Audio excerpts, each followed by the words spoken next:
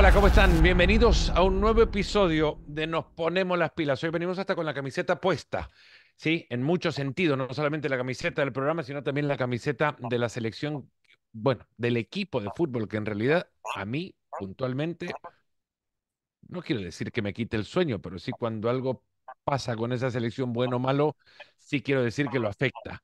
Un gusto que nos puedan acompañar en este episodio especial para mí, salvadoreño como lo soy, lo van a entender y sabrán por qué. Muchas gracias de nuevo por considerar que estos minutos que ahora vamos a disfrutar son para ustedes tan importantes como para dedicarle parte de su día, que ya es lo suficientemente importante. Hoy el técnico de la Selección Nacional del Salvador, David Doniga Lara, un técnico que ha llegado para hacerse cargo de uno de los seleccionados con más historia, pero con menos presente del fútbol de Centroamérica. David Doniga tiene 10 meses en el cargo de la selección del Salvador. Podríamos hablar, David, de números, de cantidad de partidos, de cantidad de victorias, empates, derrotas, pero yo quiero que hablemos acá, David, entre muchas otras cosas también, y si también es de números, de tu experiencia en el fútbol de El Salvador y de lo que hay por venir. Un gusto que estés en este episodio del programa. Un placer, Fernando, un placer estar aquí y vamos a por ello, ¿no? Cuéntame.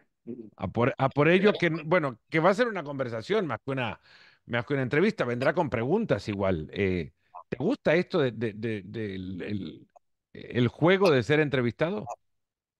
Es parte del trabajo, es esencial que un entrenador que tiene una presencia en medios obligatoria por lo que el puesto, el cargo demanda, tenga capacidad para poder entender que esto es nuestra obligación. Somos públicos, sobre todo en una selección como esta, ¿no? Donde hay tanto seguimiento.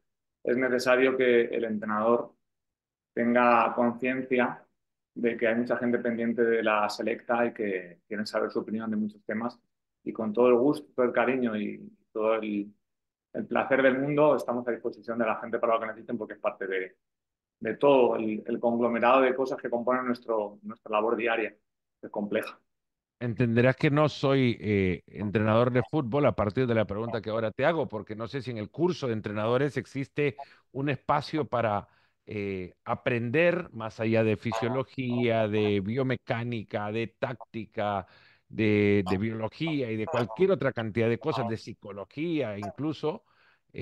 ¿Existe un espacio para aprender sobre comunicación y de qué se trata hablar ante medios? Ahora mismo estamos haciendo la renovación de las licencias UEFA Pro en Europa. La semana pasada, a los que teníamos competición por ser seleccionadores, nos han dado un margen de empezar ahora, pero la semana pasada en La Roza se concentraron más de 500 entrenadores de, con nivel pro para ver a Guardiola y compañía, darnos actualizaciones sobre lo que otros compañeros están haciendo en el fútbol moderno, ¿no? Y ahí estamos cada vez más viendo cómo la capacitación de los entrenadores tiende a esa labor ecológica, ¿no? Que recoge todos los aspectos del mundo. Yo particularmente, desde que di el salto a la élite en 2014, una de las cosas de las que me preocupé, y eso que era aún asistente en primera división, fue de formarme de manera externa, porque en las formaciones, en aquel momento, yo me saqué el título UEFA Pro nada más acabar la carrera y mientras seguía jugando en tercera división, allá por el 2004,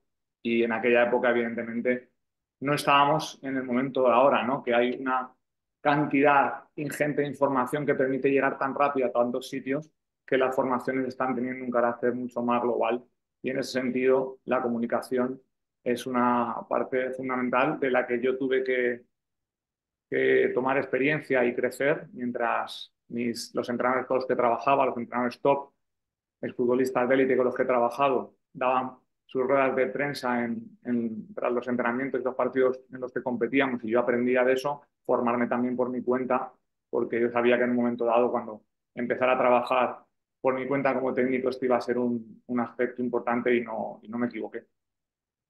Es parte, decía, parte fundamental de esta historia, no es parte del juego, porque al final es tan serio, bueno, sigue siendo un juego, pero muchos nos lo tomamos muy en serio, igual este juego, que lo que decís antes o después afecta directamente, ni siquiera indirectamente, directamente, porque lo verás después en las tribunas de los estadios, según lo que dices, así se forma el ambiente alrededor del equipo que dirige, ¿no?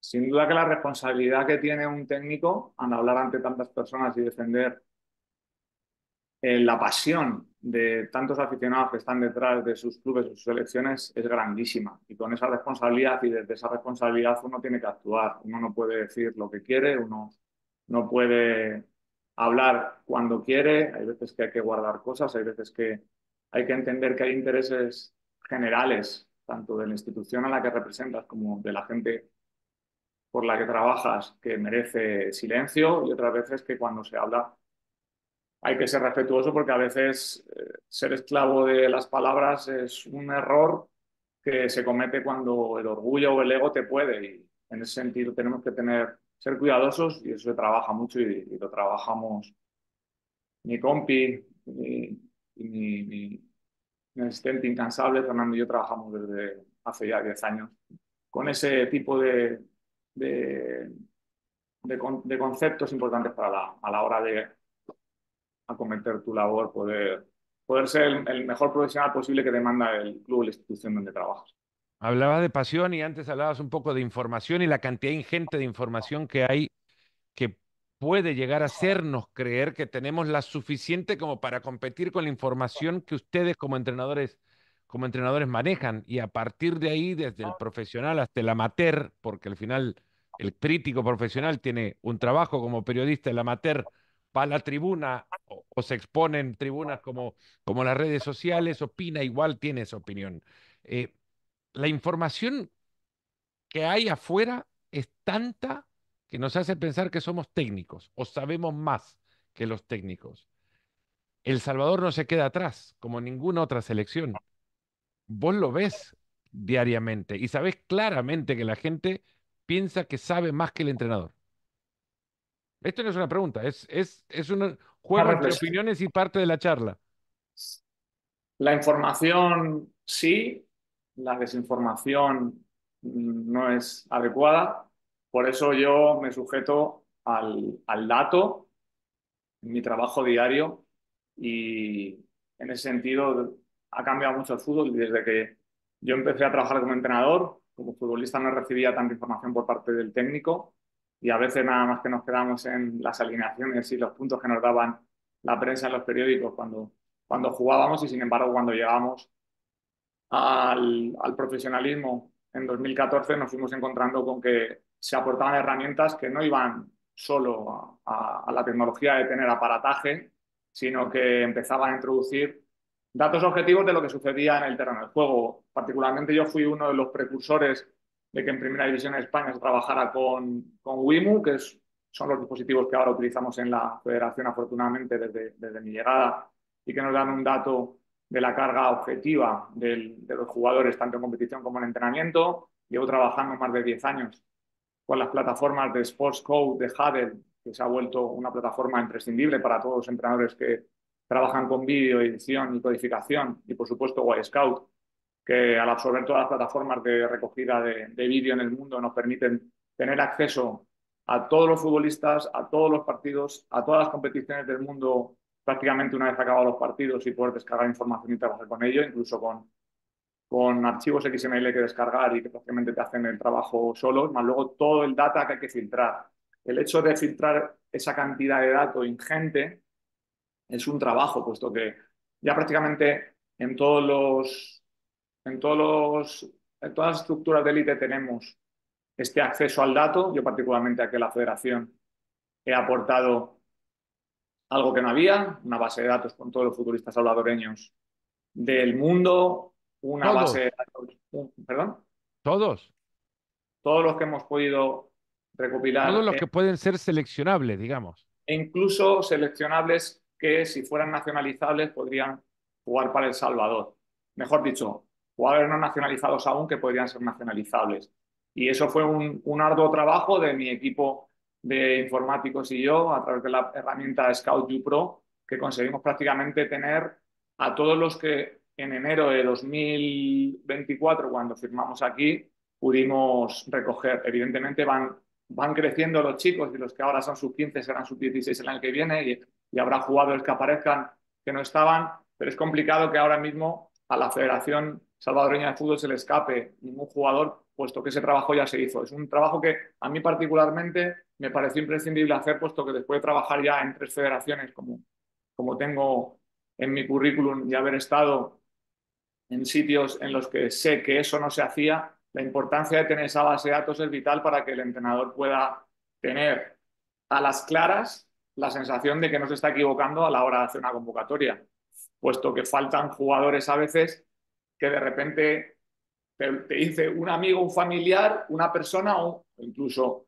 alguien ajeno al fútbol, y eso yo no quería que me pasase en el Salvador, y lo primero que hicimos cuando llegamos aquí fue establecer ese punto de partida, creamos una base de datos, extrajimos de ella todos los jugadores disponibles. Es cierto que como están todos, no todos tienen nivel para jugar, pero sí que todos los que están en primera división del Salvador y en primeras, segundas y terceras divisiones del resto del mundo, más todos los jugadores sub-20, sub-19, sub-18, sub-17, hasta sub-15 que podrían ser futuribles. Por poner un ejemplo, seguramente en la base de las últimas selecciones juveniles hay hasta 13, 14 futbolistas que aparecían en esas listas. Y obviamente hemos encontrado futbolistas que no estaban siendo convocados con la mayor, que gracias a ese barrido hemos podido localizar. Que luego no se convocan, que luego no llegan a venir, bueno, pero yo ya tengo un escaparate completo de la perspectiva y es algo que me parecía importante. Creo que la Federación Salvadoreña de Fútbol se debe sentir orgullosa de tener algo que no tienen todas las federaciones. ¿Y con cuántos de ellos entras en contacto al final? Porque pueden llegar, venir, pero necesitan el convencimiento de un entrenador y de un proyecto, sobre todo cuando de repente están mucho más cerca de un ambiente para el cual quizás también aspiran a llegar a ser seleccionables. Sí, eso es un hándicap siempre. Al final los chicos tienen un potencial y ellos mismos también saben que pueden estar a tiro de otras selecciones. Eso es un trabajo que en 8 meses, como llevamos aquí, Fernando y yo, hemos podido hacer en pocas ocasiones, pero es cierto que también te digo, desde el punto de vista del rendimiento, el objetivo de un seleccionador nacional o el objetivo de la élite, incluso a nivel olímpico o mundialista, es conseguir saber quiénes son los 20, 30, 40, 50 futbolistas de élite de un país, exceptuando que se puedan entrar o salir futbolistas de ese círculo. Es cierto que en un entorno de 40-50 puedes moverte y trabajar con ellos, tanto in situ como en la distancia. Cuando tenemos una selección como El Salvador, que se ha alimentado en los últimos años de jugadores del extranjero que han sido nacionalizados por las tendencias que tiene el propio país en otros países o por gente que ha emigrado en su momento, nos encontramos con una posibilidad abierta, pero eso no tiene por qué ser lo mejor. A veces el jugar con el futbolista salvadoreño a mí aquí me ha permitido en los 6 primeros meses hacer un gran trabajo de asimilación de una forma de trabajo, sistema de juego, metodología, que me ha permitido que con una columna vertebral clara pudiéramos afrontar tanto los amistosos al principio para ganar confianza y empezar a entrar en la dinámica, como los partidos de eliminatoria mundialista y Liga de Naciones. A partir de ahí, evidentemente, todo lo que sea sumar jugadores tienen que venir nacionalizables que sean muy superiores a los salvadoreños que ya tenemos. Y en ese sentido, tenemos un filtro de futbolistas que pueden ser interesantes, otros que hay que seguir y otros que por ahora no están para jugar, pero que por tener 16, 17, 18 años pueden ser el futuro de la selección. No es mi trabajo es la mayor y lo normal en una federación es que de la 20 para abajo haya un trabajo que ahora mismo está en manos de Juan Carlos Serrano y de la federación para que a mí me lleguen ya los futbolistas dentro de ese filtro de quiénes son los que pueden estar para la mayor, por ejemplo, cuando haga microciclos y traiga jugadores nacionales, cuando quiera completar entrenamientos con futbolistas que están destacando, como sucedió en la última convocatoria con Villatoro, con Guardado, con Rosales, futbolistas que están destacando en primera división en categoría juvenil, pero sin embargo aquí se ha dado lo contrario. Ha sido el entrenador de la primera, el entrenador de la mayor, el que ha aportado gran número de jugadores que no estaban en esa base de datos. Bueno, aportando cosas y espero que dejar muchas cosas aquí en El Salvador, espero que esto sea una de ellas y que en el futuro esa estructura que vamos montando poco a poco, yo creo que en 8 meses no se puede hacer más de lo que hemos hecho, pueda quedarse para que El Salvador dé un salto de calidad en ese sentido. Hay muchas cosas, pero quiero centrarme inicialmente ir tema por tema, porque abrís espacios para conversar de muchas cosas, de actualidad, de filosofía, de ideología, de juego incluso, pero me quiero centrar inicialmente en el tema de la información y de la información que recabás a partir de lo que, las plataformas que utilizas para trabajar con los futbolistas de la selección. ¿Te permite el ámbito del fútbol salvadoreño generar información suficiente o genera incluso información más allá de minutos jugados, de asistencia, goles o lo que fuera? ¿Hay información, data para que desde tu análisis se pueda, bueno, hay data para analizar? Sí, claro que sí. Ten en cuenta que esa plataforma de la que te hablaba, Y Scout, que tenía una licencia cuando yo llegué, ahora la federación ya tiene dos. Llevo trabajando con Y Scout e Instat, que era la anterior, desde 2014.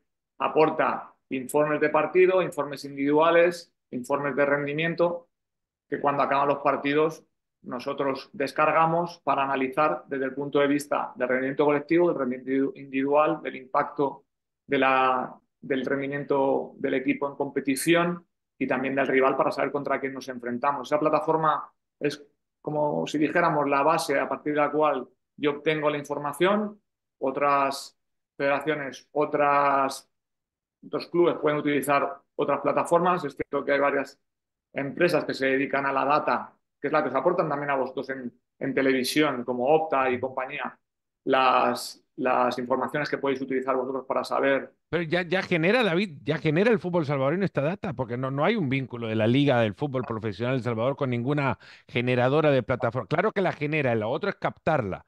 El Sí, futbolista ya naturalmente genera data, pero necesita de una plataforma que la capte. La Liga no tiene un acuerdo con ninguna plataforma para captar data. sí, quería ordenarte eso. Eso es cierto. Es decir, la liga, lo que consigo yo de la liga, que es cuando hago los análisis pasada la jornada, ¿no? El fin de semana serán los 20, 30 partidos de los futbolistas que tenemos en seguimiento continuo y el lunes por la mañana yo me pongo a ver uno por uno quiénes han jugado, cuántos minutos han jugado y cuál ha sido su rendimiento. Y para eso utilizo el vídeo. Es cierto que la Liga Salvadoreña todavía no tiene una cantidad de data ingente de los partidos de liga, pero sí que tengo alineaciones, el vídeo y algún dato mínimo que me permite trabajar y que luego yo juego con ello. Los jugadores que juegan extranjero tienen una data más amplia en función del informe del partido y de lo que ha sucedido y el trabajo ese se amplía también con la información que nosotros tenemos cuando juegan con el equipo nacional, puesto que con El Salvador sí que el dato es completo. Los informes que ahora tenemos de los partidos de Liga de Naciones y de Copa del Mundo son exhaustivos y me permiten tener mapa de calor, organización y demás. Nosotros, aparte de eso, tenemos una plataforma, como te decía, que es a través de la cual obtuvimos todos los futbolistas que tenemos ordenados, que tenemos un motor de búsqueda muy potente que me permite buscar un jugador en un momento y ahí yo hago el análisis de la liga. Por ejemplo, vemos un Pero partido. es muy difícil, David, perdón la interrupción. Cuando vos tenés a un futbolista que te llega, vos le podés generar a partir de la data que capturan los partidos de estas competencias de selecciones, y digo una variable estadística, una variable, o una variable nada más, no es estadística, es una variable, la cantidad de sprints a mayor, a velocidad de más de 20 kilómetros por hora por partido. Y vos lo ves en la selección y notás que futbolista X hace 7 sprints por partido. Luego se va a su club en una liga que no captura la data y no sabes cuántos sprints de 20 kilómetros por hora hace por partido porque no te lo dice. Sí, Y no puedes inferir tampoco, este sprint que estoy viendo en el video, pues tu análisis parece 1990. sí, evidentemente no tenemos una. Ahí tenemos un hándicap porque no nos permite llegar a ese dato tan exhaustivo y sin embargo nosotros, a los jugadores que no nos dan ese dato exhaustivo, porque en este momento la tecnología con la liga no lo permite, tenemos otra herramienta desde el dato subjetivo y desde el trabajo con los preparadores físicos. Todos los preparadores físicos con los que contactamos y todos tienen con los que contactamos, con la liga tenemos contacto con todos y del extranjero, ¿Y nos todos te aportan. comparten toda la información? En principio sí, no hay ningún problema. Es cierto, en la liga, como bien dices tú, no todos tienen este tipo de aparataje, pero cuando estamos hablando con futbolistas que sí que tienen, que están en clubes donde sí que tienen ese tipo de herramientas, la posibilidad es grande y nos permite, con los jugadores físicos sobre todo, y con los técnicos, hablar de todo eso. Nosotros tenemos una plataforma, cuando decía, ese motor de búsqueda, donde el cuerpo técnico, cuando termina la, el microciclo de trabajo, hace un informe del jugador y luego hacemos informes de los jugadores que nos parecen interesantes y clasificamos por mes. En ese informe, pese a haber una opinión subjetiva, que es cierto que no tenemos un dato objetivo de los kilómetros por hora a los que ha hecho los 8 sprints o el pico de velocidad, por poner un ejemplo, sí que tenemos una valoración de un jugador, por ejemplo, de la Liga de Primera División que nos ha gustado en un partido, hemos hecho el informe, lo hemos incluido en la lista y si alguna vez necesitamos tirar de un futbolista media punta, diestro, que juega por banda izquierda, vamos a ese jugador y vemos, ya lo analizamos, es interesante, le podemos traer qué nivel tiene, qué rendimiento.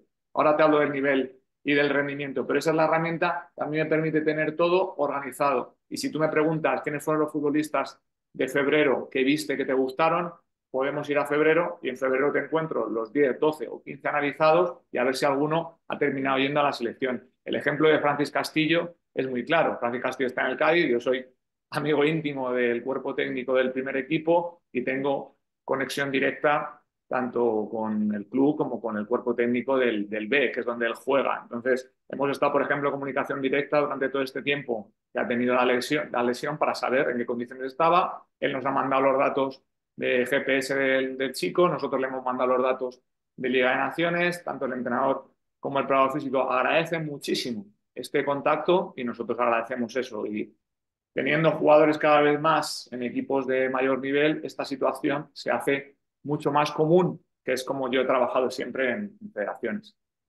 Siguiendo con este tema de la data y lo que los resultados de las investigaciones generan para conocimiento del fútbol a nivel mundial, recientemente se ha hecho, no sé si tendencia, ¿no? Pero se ha hablado mucho y me llamaba también la atención cuando yo lo veía, pero ahora se habla mucho más en el entorno salvadoreño de los tiros libres y que no pones barrera en los tiros libres.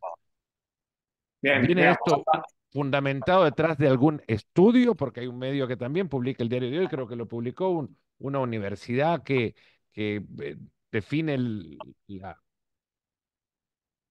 bueno, por análisis científico los beneficios o prejuicios incluso de poner una barrera en un tiro libre. ¿Viene de ahí la historia? Porque también te puedo decir, los corner tienen un 2% de efectividad de remate ¿a favor o en contra? a Dices él. favor. A favor. Entonces, Yo tengo dejemos de todo, patear córner, ¿no? yo tengo todos esos datos. Va a ser divertido hablar de ello. Tengo, desde que grabamos partidos, ya te digo, en élite, porque en otras situaciones no se hacía para partido de 2014, que tengo datos de todos los equipos donde he trabajado en máxima categoría. Yo iba analizando las cosas aparte de los datos que me dieran, ¿no? Y el balón parado, que además hay sitios donde me contrataron específicamente para ser el responsable del balón parado, como pasó en el pasado Mundial de Qatar. Aparte de todas las cosas que hacía, yo era el responsable del balón parado. Yo analizo más desde el ¿Para qué enfoque selección? Para aquellos que no conocen. en Panamá. En Panamá yo fui el responsable del balón parado, ofensivo y defensivo, aparte de un técnico asistente más, aparte de entrenador de la sub-21 y la sub-23. Y en mi análisis siempre toco el tema general, es decir, FIFA, por ejemplo, aporta unos datos muy valiosos en cada Copa del Mundo acerca de cómo se defienden y cómo se atacan los corners, pero con mapas de calor, velocidades, etcétera. Y en esa especialización siempre he dado mucha importancia. Encuentro que sí, que veo cosas que pueden tener más valor o no, pero hay uno que a mí me determina mucho y es que los tiros libres se defienden de espaldas a portería con jugadores que atacan de cara a portería. La desventaja es tan grande del defensor con respecto al atacante que sobre todo a partir de mi etapa en el Deportivo de La Coruña en Primera División cuestionaba mucho, ¿no?, cómo defendíamos los tiros libres, porque entendía que situaciones de juego en las que el rival pone un balón entre portero y línea defensiva con su compañero entrando de cara, son muy perjudiciales para el defensor, porque el defensor tiene que ir de espaldas y defender de espaldas, primero es posibilidad de meterte gol en propia meta, después, por mucho que trabajes el perfil, el futbolista no va a poder atacar el balón en mejores condiciones que el atacante, y empecé a ver en su momento algunos indicios de situaciones de juego en las que las defensas se ponían un poquito más atrás. Recuerdo un Rayo Vallecano que defendía con la primera línea el punto de penalti en lugar de en el borde del área, o estas situaciones que Mourinho o Pep Guardiola en principios de 2000 hacían, adelantando la línea defensiva en un tiro libre prácticamente 10 metros del área. Pero acá hablamos de un tiro libre en diagonal, no, no frontal, no un libre directo. Estamos hablando de un tiro libre diagonal. Frontales en el carril central y también laterales. Te va a gustar lo que te voy a No, contar. porque al final eso lo entiendo cuando te ponen dos en la barrera, ¿no? Dos en la barrera, decís, ¿para qué te lo ponen? Si al final la pelota va a 2 metros del más cercano a la barrera. Aparte, eso es perder dos hombres para mí. Ujú. Entonces, Eso lo en, entiendo. la- en el playoff de ascenso a Primera División en España contra el Deportivo de La Coruña, con el Málaga Club de Fútbol, nos encontramos con una defensa que defendía con el portero y 4 o 5 futbolistas en el área pequeña, 3 jugadores en el punto de penalti y 2 en el borde del área. Comentamos en el cuerpo técnico y una de las propuestas mías fue, ¿por qué no les sacamos en corto y en lugar de atacar el área, buscamos situaciones laterales donde poder encontrar un centro que nos permita hacer gol? El rival no se movió, el rival se quedó fijo y marcamos. Eso me dio una idea, ¿no? Porque cuando yo planteo una cosa, también planteo el antídoto. Y ese equipo era uno de los que menos recibió goles en tiro libre en todo el campeonato, en esa segunda división española. Con lo cual, con el tiempo, me gustó tanto y vi que era tan difícil atacar que en aras de buscar una solución a eso de entrar hacia atrás corriendo como defensor y tocar el balón de una manera forzada, poder atacar el balón de frente. A partir de empezar a trabajar en solitario, porque los entrenadores con los que trabajaba les costaba un poquito el entender que esto podía ser interesante y se ceñían más a la ortodoxia, empecé a ponerlo en práctica. Y siempre voy modificando cosas en función de cómo los rivales van viendo si pueden hacer daño o no. Pero este año, por ejemplo, no hemos recibido en más de 70 tiros libres ni un solo gol. ¿Eso qué quiere decir? Primero que funciona y después que es muy difícil atacar la línea defensiva cuando el balón, los defensas lo tienen de cara y el delantero lo tiene de espaldas. El año pasado en la Liga de Panamá recibí un solo tanto y es cierto que no se había defendido como marcamos por un desajuste que hubo y en Ecuador no recibí ninguno defendiendo así, incluso en la final de Copa contra Independiente del Valle. Eso a mí me dice que es un modelo de trabajo interesante, no es infalible. Alguna vez nos meterán un gol y alguna vez dirán que por qué metemos a la defensa tan atrás. Pero si defendemos 100 veces y no nos meten ningún gol, que valoren las 100 que no nos meten un gol y no la que me meten un gol. El tema de los corners es más complicado. El tema de los corners, nosotros tenemos Pero una notas selección. de dónde viene, ¿no? Porque al final del día también el córner a nivel mundial te genera una base, una cantidad de nuevo ingente de herramientas de prueba para confirmarte que el córner no tiene más que te decía, de entre 2 y 4%, ahora el número no lo tengo claro, entre 2 y 4% de efectividad, de remate hacia el arco del equipo que defiende. Es muy complicado. Por eso, por ejemplo, con una selección como nosotros, que somos una selección bajita, tenemos una media de 1,70 m y enfrentamos a jugadores que siempre suelen ser más altos que nosotros, la tendencia nuestra es a sacar en corto y hacemos mucho daño, porque provocamos que el rival salga de su zona y cuando sale de su zona penetramos para encontrar espacio libre, cosa que no encontramos de otra manera. ¿Cómo hacemos gol nosotros cuando sacamos directo? Pues tiene los ejemplos de los últimos partidos. Goles cerrados al primer palo, acumulando gente, generando arrastres, generando bloqueos. Donde nosotros no podemos competir es en el duelo. Y balones abiertos, donde un defensor ataca el balón de frente contra un jugador nuestro, cuyo mayor tamaño es Julio o algún jugador que ha venido alguna vez, como Germán Fuentes, que tienen 1,89 m, eso no es lo normal. Eso no es lo normal en Salvador. En Salvador son todos más bajitos, por lo cual hay que buscar alternativas. Te cuento una anécdota y seguro que ese partido estábamos los dos si no en el Bernabéu, los dos estábamos haciendo el partido. Real Madrid-Betis, temporada 2016-2017, nosotros planteamos ante las situaciones de juego del Madrid que eran centro de Kroos y remate de Sergio Ramos. Y esa era la estrategia, centro de Kroos, remate de Sergio Ramos. Planteamos dos marcajes a Sergio Ramos, es decir, un marcaje doble en el que un jugador le tapaba la carrera desde el borde del área y un segundo jugador le tomaba la marca antes de entrar en el punto de penalti. Conseguimos marcar primero, ellos empataron y con empate a uno, ante una situación de córner donde hubo un cambio que un jugador se sale y todavía no sale otro, tuvimos el infortunio de que se dio todo ahí, porque uno de los jugadores, no voy a decir quién es tampoco para señalarle, pero el que tenía la marca de Sergio, vio correr a Nacho por delante y le entró la urgencia de marcarlo y dejó a Sergio y nos marcaron y perdimos el partido en el ¿Pero quién hizo el cambio? ¿Eh? ¿El cambio lo hacía el Betis? Claro, sí, yo entrenaba al Betis, yo estaba en Claro, el... pero la sustitución en esa pelota parada la hizo el Betis. Eso, no hizo el cambio, me refiero a que estábamos 11, un jugador se lesionó y entre que sale y entra otro nos Ah, quedamos con 10. Al faltar uno en el área, un jugador dijo, al que venga por aquí. Y los chicos a veces son impulsivos y a veces le funciona y tenemos también que ser en eso respetuosos porque al final ellos son los protagonistas, son los que juegan. Pero si tú tienes una marca obligada, sigue con tu marca. Si remata a otro, no es tu responsabilidad. Se fue a por Nacho, dejó Sergio libre y Sergio nos ganó el partido. Esa es una prueba de que lo más claro en el fútbol es tener un gran lanzador y un gran rematador. A partir de ahí, eso es muy difícil de defender.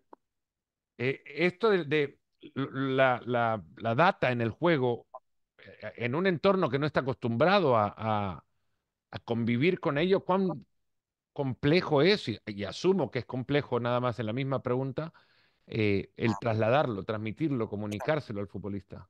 Porque de nuevo, el futbolista de alto rendimiento que convive con esto continuamente también sigue siendo ser humano y tiene espacio en su cerebro para cierta cantidad de indicaciones o cierta cantidad de información antes de entrar a un partido. Sin duda. Es decir, a mayor nivel del jugador, por supuesto, es mucho más sencillo tratar cualquier tema. Yo tengo la fortuna de trabajar con los mejores futbolistas de El Salvador y los mejores futbolistas de El Salvador, aparte de ser los mayores capacidades en todos los sentidos, a nivel futbolístico, evidentemente, si son los mejores, son los que mejor entienden el juego en teoría, ¿no? ¿Y Y pasa? hay muchos que han jugado. Es muy difícil con todos los futbolistas del mundo porque los chicos no quieren la información, estamos en una sociedad de shorts, estamos en una sociedad en la que todo es rápido y un vídeo de 30 segundos es scroll, scroll, scroll, scroll, pues imagínate si tienes que dar información sobre el rival o sobre nosotros.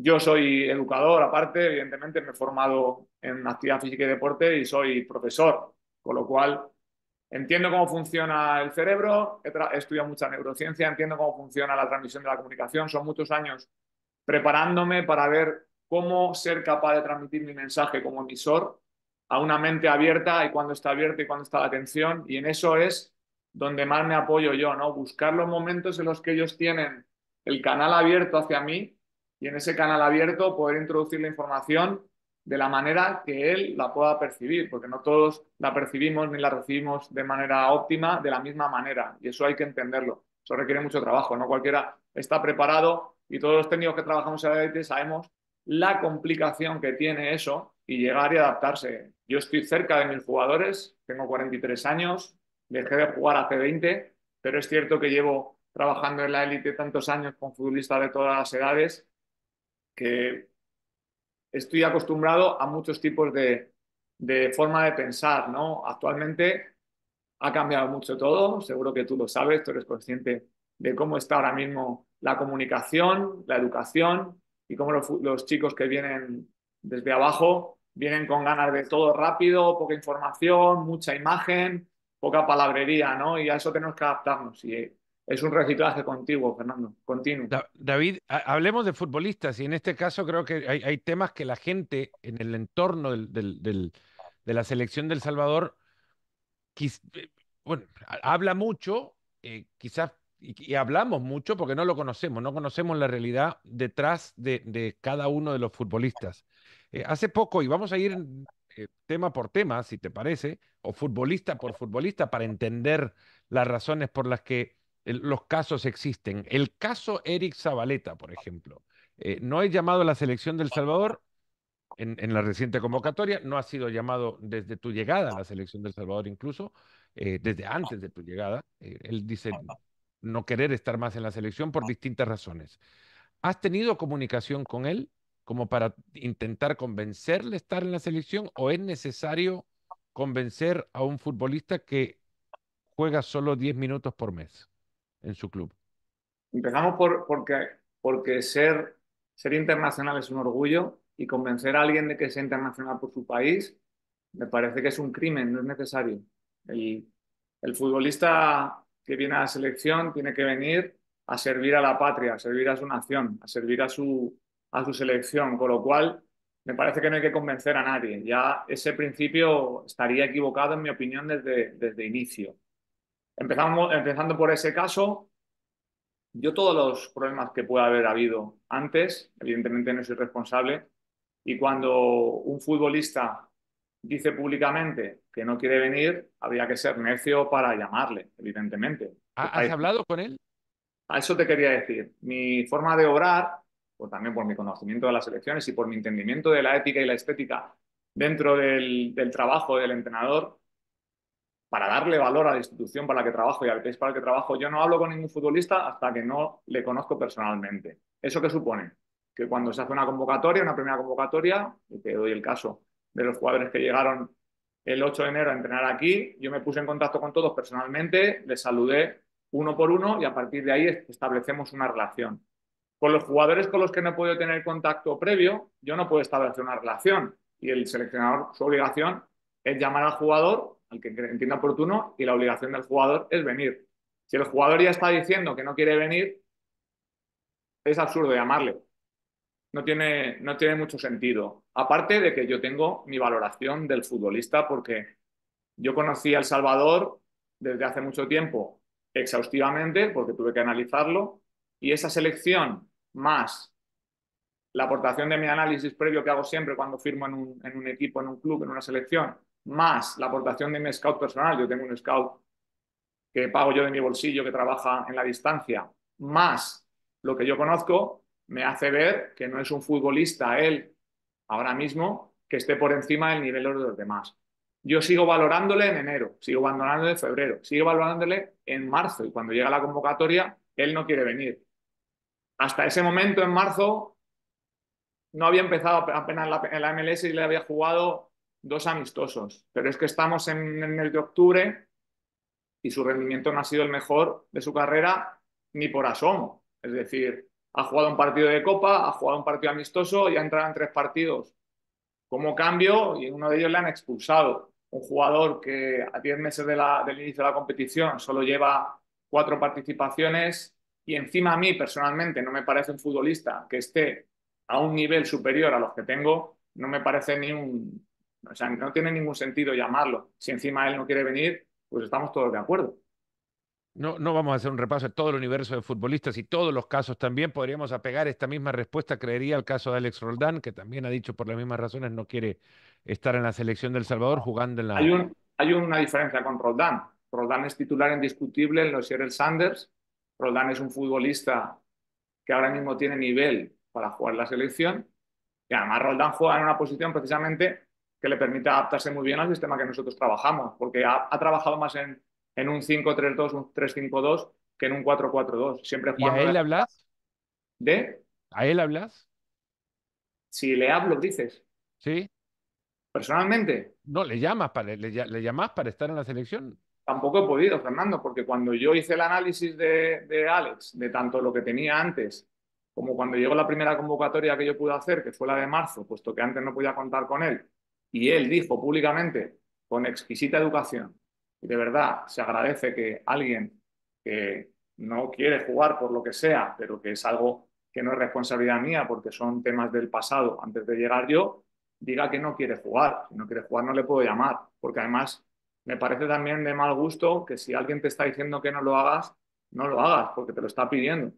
Eso no quiere decir que yo te haga una evaluación y te diferencie. Es decir, estamos hablando de un futbolista de nivel selección, demostrado, que está jugando en su equipo, ha jugado todos los partidos, que tiene una categoría acorde a la que nosotros demandamos para competir aquí y ha jugado competiciones como Liga de Naciones y Copa de Oro y está acostumbrado a eliminatorias mundialistas y a nosotros nos aportaría. Si quisiera venir, él es un futbolista que tiene nivel para contar con él, sin duda. ¿Y qué Y yo tiene no que hacer? tenemos ¿Qué tiene que pasar? primero que él quiera venir, Fernando. Nosotros no podemos forzar a nadie. No sé qué experiencias habrá tenido. Desde que yo llegué a la selección le dije a todo el mundo que todo el mundo iba a querer venir. Y estoy seguro que si él conociese lo que hacemos aquí, cómo trabajamos, el respeto que se le tiene al futbolista y el rendimiento que se le está sacando a lo que era 23 partidos sin ganar y que ahora es una racha de partidos donde vamos ganando y vamos entrando en otra dinámica, seguramente quisiera venir, pero alguien se lo No, tendrá no que me va a faltar, contar. no va a faltar el que en algún momento diga, David, te invito a Seattle para que venga a cenar y de repente llega el restaurante y se forma una reunión. ¿Por qué no? Bueno, y si eso se hace de una manera educada, adecuada y sin buscar ningún tipo de segundas intenciones, yo tengo claro que él es uno de los futbolistas y podemos ir a los informes, quizás ahora en público son cosas que no se puede sacar, pero aquí te lo puedo enseñar tranquilamente y ver que Alex Roldán es uno de los futbolistas que estaba en mis informes previos, es uno de los futbolistas que estaba en mis informes posteriores y yo le he hecho el seguimiento hasta que él ha dicho que no. Incluso haciendo el seguimiento y diciendo que no, yo todavía en mis informes de los lunes hago un repaso en MLS para ver si ha jugado y lo que me llevo es la alegría de que todos los partidos es titular en Seattle y mete goles y además juega de lateral derecho. Es un puesto que ahora tenemos mucha competencia porque aparte de Brian ha aparecido un Tereso que está excepcional, pero que sería una aportación que a nosotros nos daría Y eso mucho. no te dan ganas de repente agarrar el teléfono y pegarle una llamada. Tengo una coherencia, yo tengo una relación con la coherencia importante y me parece que, sobre todo a la hora de manejar un grupo, es necesario que siempre tenga la misma actuación con todos. Yo con los capitanes y con los chicos jóvenes he tenido la misma actitud. Insisto en que la selección es un sitio donde se tiene que querer venir. Yo iría de rodillas si la selección de mi país me llamara y entiendo que si alguien quiere venir, él lo va a decir, porque para él tiene que ser un orgullo representar El Salvador, no puede ser una obligación. Yo no quiero tener aquí nadie obligado ni buscar a nadie. Por eso, una de las cosas que no hacemos nunca es ir detrás de nadie. Es decir, lo que tiene valor es llevar la ES aquí en el pecho. Por lo cual, si tú quieres tener la ES en el pecho, aquí te esperamos porque estaríamos muy orgullosos de que estuvieras con nosotros. Pero es un proceso que tiene que partir primero de que la persona desee venir, Quiera. por supuesto. Yo te dije en el principio, es la camisa que me pongo y la que me quita el sueño. Después dormiré, más o menos, pero dormiré.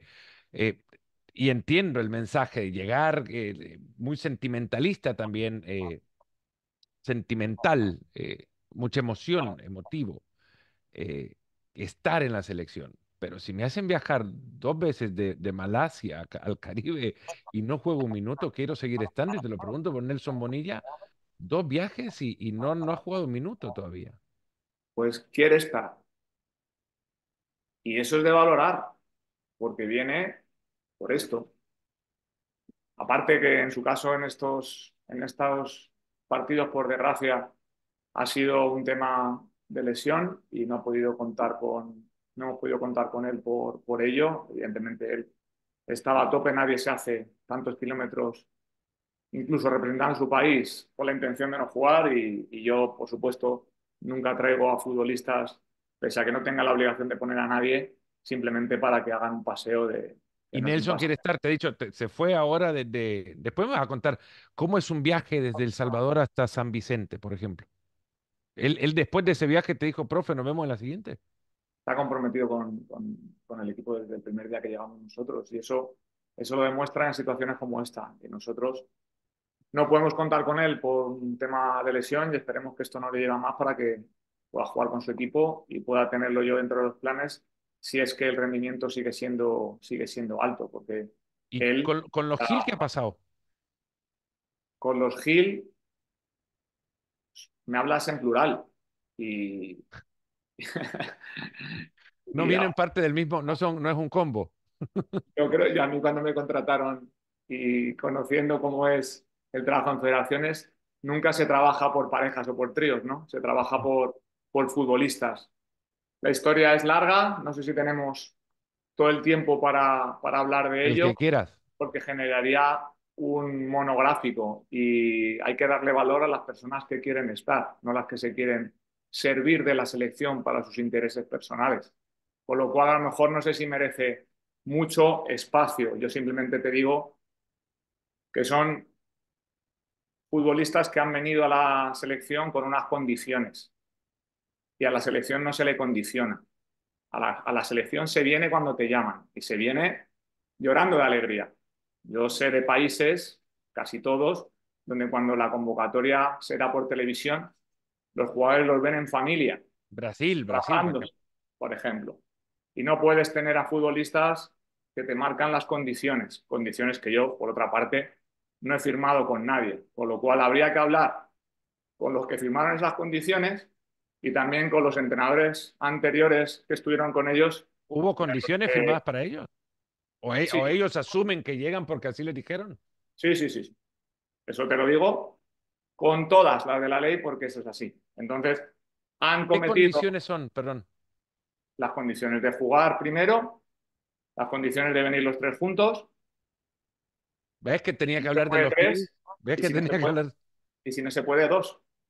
Entonces, yo convoco a los que yo entiendo que puedan aportar. Y sin duda, cuando yo llegué, yo pensaba que dos de ellos, evidentemente, podían aportar, tanto por el nivel de su competición como por el rendimiento que estaban teniendo. En el momento en el que yo recibo con ellos, recibo toda esta información y empiezo a contactar con ellos, pues evidentemente pasan cosas que siempre tienes la ilusión como entrenador de poder rectificar, porque te dicen, no, es que con otros entrenadores han tenido faltas de respeto, con otros compañeros han tenido faltas de respeto, en otras concentraciones han tenido faltas de respeto y tú siempre sientes que contigo no la van a tener. Y evidentemente, como decimos en España, la cabra tira al monte y cuando alguien es así con todos, es de ser iluso, ¿Y pero es te mi pasó? trabajo.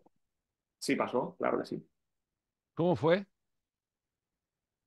Empezamos por el principio, porque si no, no tiene sentido explicarlo. La primera convocatoria a la que pueden acceder ellos es a la de marzo. Y en marzo yo venía haciendo un seguimiento completo de su registro estadístico, tanto en Alianza como en Tolima, de todo el año. Y la verdad es que los números eran interesantes. Y tener un jugador de las características de Brian podía ser, podía ser, podía marcar diferencias. Hasta ahora no las había marcado, evidentemente. Él no ha ganado todavía ningún partido siendo titular con la selección en todos los que ha jugado. Y nosotros desde que llegamos ya hemos ganado 5. Por lo cual determinante no es, pero para mí creo que era un jugador que podía aportar. Las mejores selecciones no se construyen con los mejores jugadores exactamente de cada momento. Las mejores selecciones se construyen desde los mejores equipos y los mejores equipos son grupos, los mejores equipos son compañeros, son dinámicas y en ese sentido el empezar con mal pie no dio lugar a que hubiera una posibilidad de crecer como yo esperaba, pero se siguió dando opción. La primera vez que nosotros le concentramos, le llamamos, tanto Fernando como yo, mi asistente como yo, estábamos en la villa esperando a que llegara, porque iban a viajar con nosotros, tenían que resolver un tema de visados a Estados Unidos, y lo primero que hicieron, nada más llegar, primero fue evitarnos, y en el momento en el que pudieron, se escaparon sin saludarnos. No es la mejor manera de encontrarte con el entrenador que te ha llamado con ilusión, un entrenador que con su asistente iba a invitarte a comer en la villa, fuera, tenemos algunos restaurantes donde podemos ir y poder conocerles personalmente, saludarles, decirles las ganas que teníamos de poder, después de tanto tiempo, trabajar con ellos y nos fuimos a Estados Unidos a trabajar sin haberles tenido contacto. Cuando les teníamos paré con paré. Por no molestar, no abrimos su puerta, pensamos que estaban durmiendo, pero ellos mismos nos confesaron que cuando se fueron abandonando la concentración de la selección. Esa es la primera, esa es la primera. Fernando, ¿yo soy responsable de eso? Pues entiendo que no. Pues a partir de ahí empezamos a entender qué tipo de futbolista nos encontramos y qué tipo de jugadores tengo yo dentro del grupo. Esa es la primera de cuántas. La primera de todas, las que ha hecho una por concentración. Cuando llegamos allí a Estados Unidos, ellos no pudieron llegar hasta el último partido, no pudieron jugar con Bonaire y no pudieron jugar con Argentina. La recepción fue igual de calurosa. ¿Recuerdas que había tenido un problema con, con la federación, según él, que no le recogieron, le trajeron aquí, que no había nadie, estábamos nosotros, que no había comida, le íbamos a invitar a comer, tenían viáticos, no. Los jugadores, los compañeros llegaban a las 3 de la tarde, se les puso a un preparador físico a su disposición toda la semana y rehusaron trabajar con él porque no les apetecía, porque no les gustaba, todo eran problemas. Y cuando llegaron allí, nosotros, Fernando y yo, les recibimos con cariño, les sentamos en nuestra habitación y le dijimos, aquí estamos, por fin, y vamos a trabajar juntos, este es nuestro modelo de trabajo. Ahí nos confesaron que se habían ido, son ellos mismos los que nos lo dicen, así que no podéis dudar de mi palabra porque ellos mismos fueron los que se confesaron y nosotros, en aras de entender que fue una situación que podía haberse manejado porque ellos tuvieran, por lo que sea, que fueran tímidos, lo que sea. Yo tengo, para que lo sepas, la habitación de mi despacho o habitación en la federación abierta desde que llego por la mañana a las 6 de la mañana hasta que me marcho, para que todo el mundo me tenga a su disposición si necesita algo, y ellos la tuvieron y no la utilizaron. Pero bueno, empezamos a trabajar con ellos y la verdad es que no hubo ninguna cosa rara hasta que el día del partido, por la mañana yo doy la alineación y nos vamos a hacer el balón parado al campo de entrenamiento porque por la tarde jugábamos. Y con tan pocos entrenamientos y jugadores como ellos que no habían tenido participación, necesitaba hacer un entrenamiento previo para que entendieran la posición donde iban en situaciones de defensa y ataque. Pues como el menor de los hermanos no estaba en la alineación titular, saboteó el entrenamiento, desapareció, apareció, se fue de un lugar a otro, no calentó, estuvo merodeando cerca de los compañeros para parecer que él estaba, pero a la vez que se viera que no estaba, participar, pero a la vez que no participase. Y al acabar el entrenamiento, a mí que un jugador que llamo con ilusión, que es la primera vez que contacto con él y que le trato con un respeto absoluto, me falta el respeto a mí y a sus compañeros, me parece una gravedad tan grande que bastante pasó, o sea, bastante poco pasó para que yo por la tarde, para no montar un quilombo y para no generar un problema mayor, se lo comuniqué a los capitanes y decidimos que todo fuera normal, porque con todo el quilombo que había afuera no era de ley que pudiéramos hacer que la leña ardiera más de lo que estaba ardiendo ya. Y al final jugaron los dos. Uno fue titular, el otro fue suplente, jugó minutos, se despidió. Es cierto que me pidió disculpas, Mm. eso es de ley. Ayer me pidió disculpas y se despidió con ese respeto. Eso no quiere decir que no sea una falta grave que, que no se puede dejar pasar, porque el grupo está por encima de todo y nadie tiene el derecho a hacer ver a los demás que es alguien superior, más cuando encima con esa situación nueva no entendimos muy bien a qué venía, ¿no? Y creo que se pasó de la raya y eso a veces es eliminatorio. Bueno, te decía, no vamos a meternos en cada uno de los casos, pero creo que la exposición de este último, porque son casos y la gente quería conocer también, queda bastante amplia. Ahora quedará para que ellos lo conversen en algún momento, lo hablen cuando quieran hablarlo, porque también ya su padre se ha expresado también, ¿no? Ha dicho que están contemplando no volver a aceptar una. El padre nos solicitó personalmente que por favor quería hablar con nosotros porque necesitaba que ayudáramos a sus hijos. Y después de esa conversación que pidió expresamente que gracias por abrirnos nuestro corazón, por abrir nuestro corazón, no dijésemos nada públicamente, él ha sido el que ha hecho pública parte de la conversación y encima mentira. Por lo cual, ya diré yo cuando sea conveniente para todos, por los intereses de todos y para no alterar algo tan importante como es lo que tenemos por delante, que es una clasificación para Copa de Oro, lo que fue la verdad de esa conversación, porque me parece poco ético. En mi cabeza no entra el que yo hable una conversación privada y hacerla pública, y si encima me lo piden, mucho menos.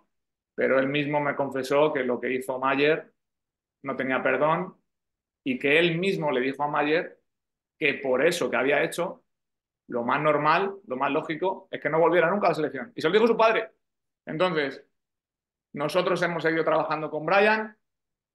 Brian ha venido en una ocasión, no pongo en duda que estuviera lesionado en junio, pero no se hicieron las cosas como es adecuado y tampoco movimos nada. En septiembre también tuvo una falta de respeto al grupo constante desde su llegada hasta su marcha y encima no jugó, cosa que aceptó, la verdad, de manera bastante estoica y marchó y quedó demostrado que si él ha venido con la selección 10, 11 veces y no ha ganado nunca, también ha venido con la selección y el único partido que ha ganado es con nosotros, pero sin jugar.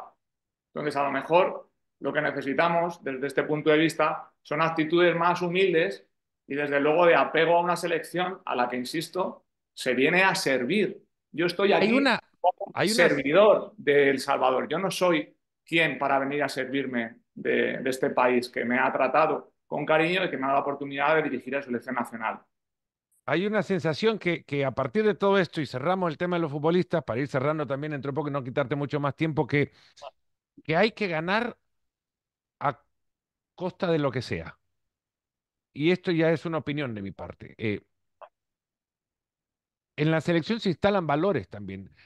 No coincido con que se representa la patria se representa de otras maneras, creo, pero sí se representa un valor cultural de un país, como es una selección en un país extremadamente futbolero. El valor cultural lo tendrá en mayor o menor medida de acuerdo a la dimensión que el deporte tenga, la popularidad que tiene en un país particular. En nuestro caso es el deporte y en consecuencia es un valor cultural importante para la sociedad salvadoreña. Estás en una posición de extrema visibilidad como entrenador de la selección, como futbolista de la selección, de extrema exposición también. Pero la selección tiene que construir a partir de todo lo que significa una serie de valores, desde los cuales también pueda convertirse en un reflejo, no ejemplo, sino un reflejo de lo que debe ser una organización ideal, idónea al menos, buscar la perfección, llegar a la excepcionalidad de acuerdo a las condiciones en las que cuenta. Y esto tómenlo como quieran quien esté escuchando y te lo digo a vos, David, que sos el entrenador de la selección.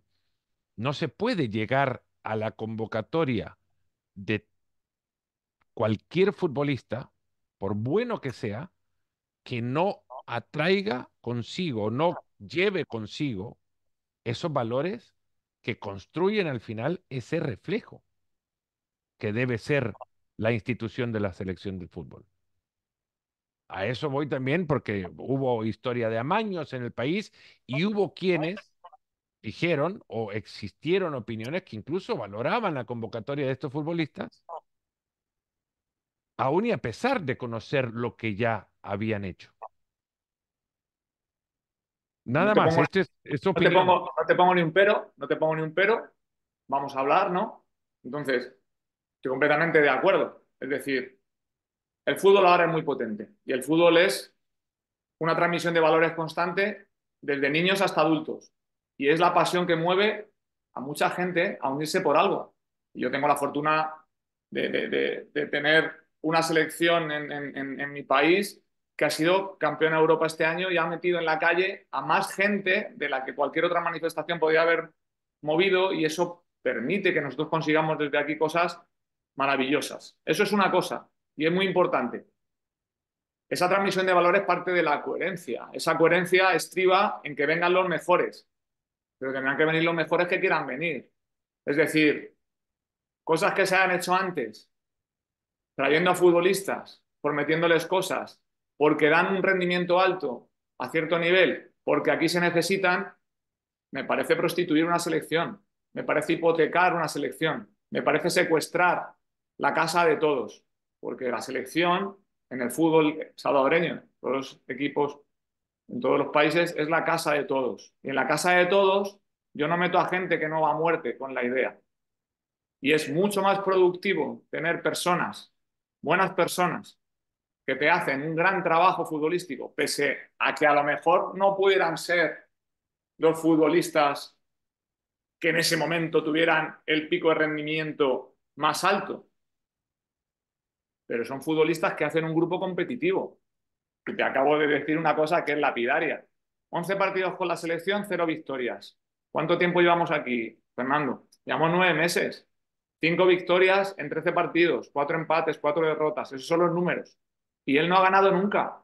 Entonces vamos a empezar a poner en valor a los que ganan con la selección, porque si ganan con la selección es porque pueden ganar con la selección. Comportamientos que se han hecho antes también, que no son solo de ahora, se han venido permitiendo. Yo tengo que dar siempre, y le pasará al entrenador que venga, el beneficio de la duda a las personas que no conozco. Pero a mí me lo hacen una vez y ya está. Porque entonces estoy partiendo el grupo y no estoy respetando ni a la institución, ni al grupo, ni a mí mismo, ni al país. ¿Cómo David tiene un partido, bueno, una serie de partidos, dos en casa, y todavía no tenés el boleto para la Copa Oro el próximo año? ¿Cómo llevar a que la afición crea en tu selección? Y con esto cierro. En tu Vale. selección, en el ambiente de pesimismo que ha crecido a partir de la derrota contra una selección como San Vicente y las Granadinas, que lo que lleva es exponer un montón el lugar a donde se encuentra también el fútbol de El Salvador. Para mí es muy fácil, es muy fácil. Primero, porque aquí había un histórico, si nos vamos a los datos, que te hace ver que cuando tú juegas en Liga B, como le ha pasado alguna vez a la selección, o ganas todos los partidos, o alguno pierdes o alguno empatas con equipos de Liga B, porque son tus rivales en ese momento y tienes el nivel que tienes.